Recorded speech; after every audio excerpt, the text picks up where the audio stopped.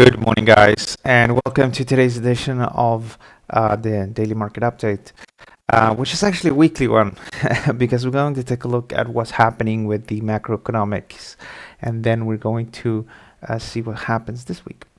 And if you're new to this, my name is Alejandro Zambrano, and I'm the Global Chief Market Strategist with ATFX UK. Okay, good. Let's begin. We're going to take a look at a few slides, and then we're going to take a look at the markets. So the agenda is the following. Macroeconomic update, the week ahead. Then we'll take a look at some major currencies, indices, gold, crude oil, and cryptocurrencies. Before we begin, though, as always, I need to stress that financial markets trading, unfortunately, is high risk, and you may lose all of your invested money. About 67.07% of retail traders with ATFX, which is the broker I represent, lose money when they trade the markets. Okay, good. So who am I then? Alejandro Zambrano. So I lead the team at InvestingCube, which is the website I created to support traders with their trading. I also the global chief market strategist for ATFX. And before that, I was the chief market strategist for another FCA regulated broker, which is called Amana Capital. And before that, I was the head analyst of FXCM's London research desk. FXCM, if you don't know, it used to be one of the world's biggest brokers at the time. And I started trading in 2006. So I've been in this analyst position for quite a number of years, and I also been trading for even more years than that. I started trading in 2006, and it was in fact my trading skills and my knowledge about the market that helped me land a job as an analyst. Of course, I went to university as well, and I do have completed a bachelor's and a master's in economics. Now, we're going to provide you guys with a quick update on the markets, but if you're interested in our learning and educational package, we have that as well. We do provide a crash course in trading. So if you don't want to spend your number of years just to try to understand how to make money in the markets, then maybe this could help you a bit. Fortunately, I can't guarantee you that the strategies here are going to be something you will enjoy trading, because trading is also about matching strategy with your personality. Because you need to find a strategy where you're comfortable trading, and that is something that maybe this can do. The stuff I'm using is quite straightforward and applies to most people. So it's a free course we offer via ATFX.com, as long as you have a real account with them, which doesn't cost to create. So who is ATFX then? ATFX is a FCA regulated broker. That means the regulator in the UK is the most experienced one, and has been regulating the industry for the longest amount of time. They are good in leading the way on how to manage brokers as well. So they're very well positioned for that. And when you're an FCA regulated broker, you just need to follow their rule book. Now, they're London-based. Now, the companies that use the ATFX brand there's many companies that are used the same ATFX brand, and you share some of the resources. And worldwide, is a company of 400 staff. You got your currencies, indices, stocks, and cryptos with them. We have the premium education, which I just mentioned. We have Trading Central, which provides trading signals and support, and we have coaching as well, which is provided by me and the rest of the team at InvestingCube. All right, so what are we talking about? Well, it's actually the Nasdaq 100. So Nasdaq 100 is up quite sharply, and even added more over the last 24 hours. Because I did this update yesterday evening, preparing myself for the new week, and from the very low of last week to the very high of last week, the market rose with 7%. You might say, why did it rise with 7%? Isn't the COVID-19 cases increasing in the US? And you're right. The COVID-19 cases are increasing in the US, and I'll show you a few charts in a few minutes. But what's happening is the number of deaths are not increasing. I am baffled by it, but maybe the hospitals are better. Maybe it's the younger people getting it now, so people are not dying as much. I was anticipating you're going to see a change in the number of deaths already last week, but we haven't really seen that. We'll pay attention to that because it will influence the markets when they start to pick up. What we have seen, though, and already some governors and mayors in the US, in the affected states, have already started to talk about the likelihood of they're definitely stopping the reopening. and we'll see if they go follow through with closing the economy back again. So what is driving things then if it's not COVID-19? Well, this is interesting. So the Chinese sector in China is up sharply. Last week we got the Caixin China PMI numbers. The number was 58.4, which was higher than the 55 seen prior, and also higher than we saw than the anticipated 49.4. Now that's a solid little move, and that boosted things to the upside. 58.4 is a solid move overall. It just tells you, it doesn't tell you that the service sector in China is back where it used to be. It just means that in June we had a significant growth compared with the month before in May. We'll have also China manufacturing, the big companies, what we saw, manufacturing sector, what we saw pretty much slightly better than expected. But what's interesting is that China is slightly ahead of us. They closed down sharply their economies, severe lockdowns, and they're reopening. And all the numbers, the way they're pointing is we're clawing back all the losses. And, realistically, we're not at where we used to be, but maybe 1.5 years or so from now we'll be where we used to be. And that's why stock markets are bullish, because they're pricing that in. If you wait for 2 years for things to go back to normal, stock market is going to be much higher most likely, and it's going to be too late, because it's all about the expectations. And that's what we've been talking about over the last couple of months, and I hope you made some good money on this dips that we're mentioning. We said we're going to go upwards. All right. What else? Non-farm payrolls, 4.8 million versus the 3 million anticipated, and much higher than the 2.5 prior. At its worst, 20.6 million people were losing their jobs. Now we're quickly seeing that being regained. About a third of everybody that lost their jobs are back working. Unemployment rate is well improved to 11.1. At its worst, it was at 14.7. ADP numbers as well, so slightly lower numbers, unfortunately, than anticipated. But this in June, we saw 2.36 million jobs created versus 2.7 anticipated. ISM manufacturing as well in the US rose to 52.6 versus the 49.5 anticipated, and higher than the 43.1. So manufacturing sector is coming up and gaining in the US. New orders, which is a subcomponent of the index as well, rose and rose to 56.4 from 31.8. And that just tells you that the numbers from the July as well is going to be very solid. So what's the challenge then? Well, I talked about a second wave of coronavirus cases, and I was right that we had a second wave, but I wasn't right in the number of deaths. It hasn't influenced things. Now, realistically, it should influence at one point. So let's see another week. It will be perfect timing, wouldn't it? Markets have risen sharply. We're at the very highs, and now we start to see the number of deaths ticking up, and then you have a reversal. That will be perfect timing, actually, from a technical point of view. I'll show you in a minute or two. So I'm looking for that, and but we haven't seen that. We haven't seen the number of deaths increasing. Yesterday we had this is the latest data from July 4th. There should be data from yesterday actually, but I did this I think 10 p.m. yesterday, 8 p.m. I think. So I didn't have data for July 5th yet. It was Independence Day in the US as well, so it's likely as well that the numbers are distorted. But for now, it looks remarkably low.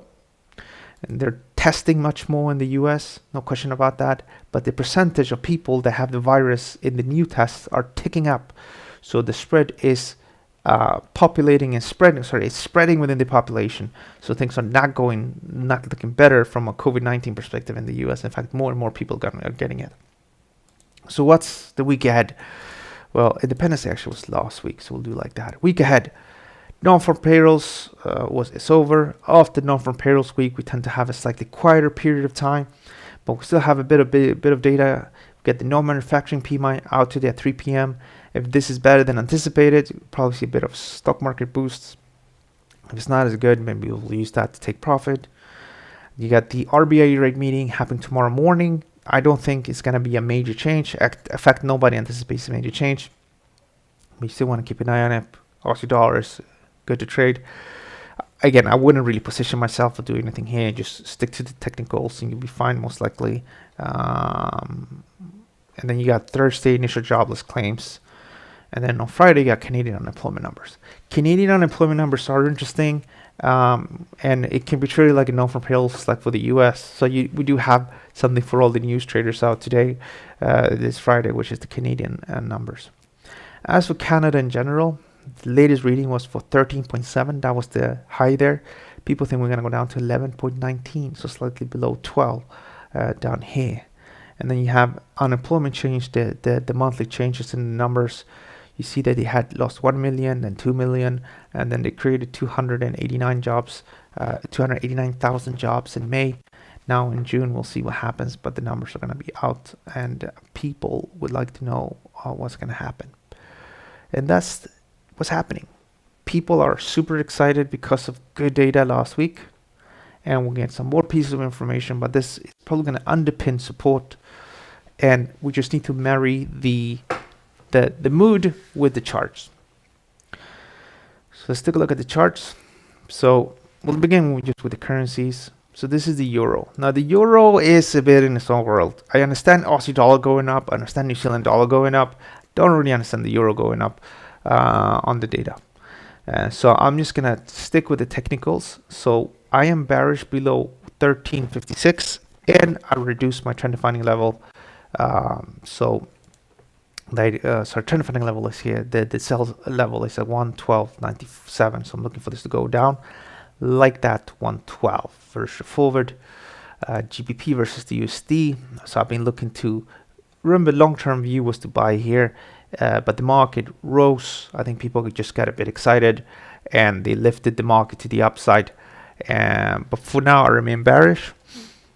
Bearish below 125.44. I think we can come down to the original sell point, maybe a little bit lower.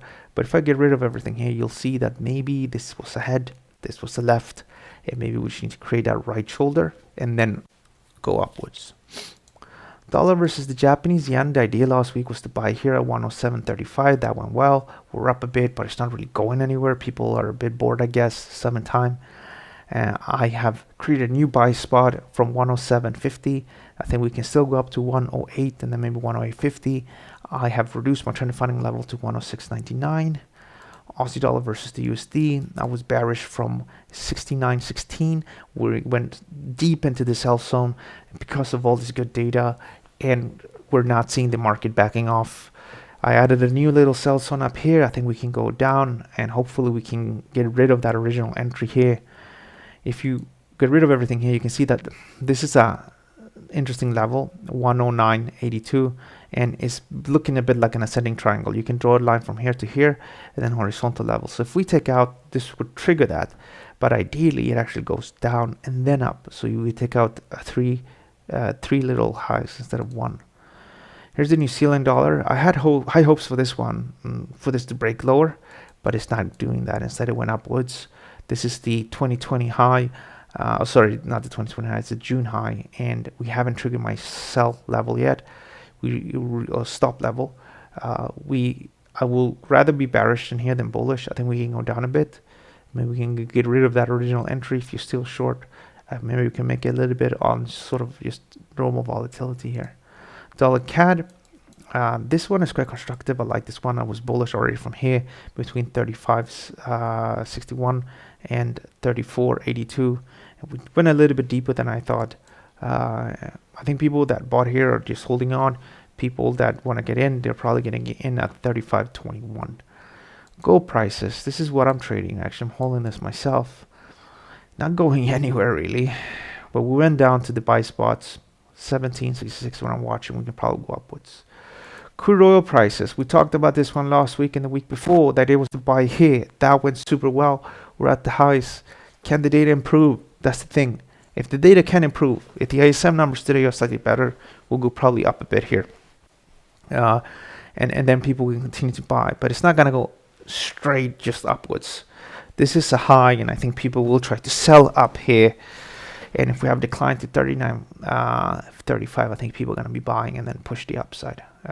Price is sideways. Sorry, trend is bullish, about 37.06. So let it go down. Hopefully it goes down, guys. Guys, don't get too excited, unfortunately. Why? Because it's summertime. People are relaxing a bit. People might be home even. But you're seeing typical summer price action, which is really, really quiet. All right, this is the German DAX. Now, I decided to go really short term on the German DAX this time around. The trend is bullish above 12,408. I've been really short term. I'm using a 1 hour chart here to pinpoint this level. You have the prior high here. We took that out this morning, and we're having a bit of a pullback. I'm not sure we're going to go all the way down, but if we do go down to about 12,654, I think people are going to buy from here to here. Then I'm going to target the upside. This is the Dow Jones. The Dow Jones is also bullish. Last week we said look to buy down here, but I think we've missed that entry with just a few cents, a few dollars. We have some solid resistance here, so this is not the time to buy. I think we can go down a bit and then probably upwards. And FTSE 100, the idea has been to buy here over the last couple of weeks. That's playing out fine. We're upwards. Let's clean this up or clear this a bit because it's a bit of a mess here. So we were stuck within this sort of triangle like that. Now, I don't pay too much attention to triangles, but we had that break, which should technically be bullish. And difference from here to here gives you a target which exceeds that high up here. What would I do here? Let's just clean this up because it's difficult to do anything constructive. We can tighten this up, and we can, that becomes the new trend funding level. And then this is a tricky one. It's a super tricky one. I will probably book a bit of profits here. Let it go down a little bit and then probably upwards. So maybe keep an eye on, maybe we'll have a 50% correction today. Push us up a bit like that. But ultimately, I think it's going to go upwards. We do have problems, of course. There's quite a lot of resistance here. So I wouldn't get too heavy, actually. All right. Cryptos. Let's take a look at those. This is Bitcoin. Bitcoin, unfortunately, is within this massive triangle. That triangle has been broken a few times, but it's still within that. There's not too much activity. I was looking to get really excited and bullish on the break to 10,555. That did not work out. Now we're just above support. If you're super bullish, you'll be bullish from here, targeting the upside. It's if we take out, I think if we take out 8,556, we'll probably just trade lower like that. And then we'll be lingering around 5,200 instead of 9,000, 10,000. Let's see if you guys have any questions.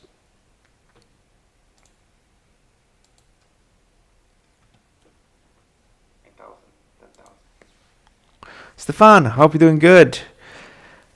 Stefan says, I'm thinking about going long dollar CAD right now. Why not? Maybe we get a small risk off wave now. I think so too. I think we're going to do that. But then I thought that last week as well. But from a risk reward ratio perspective, the dollar CAD should be going up from here, I think. And, it's buying from these levels down here. Earlier today, we're down here. That's why I did this level. From a risk reward ratio perspective, if we trade below it, we'll probably revisit the lows.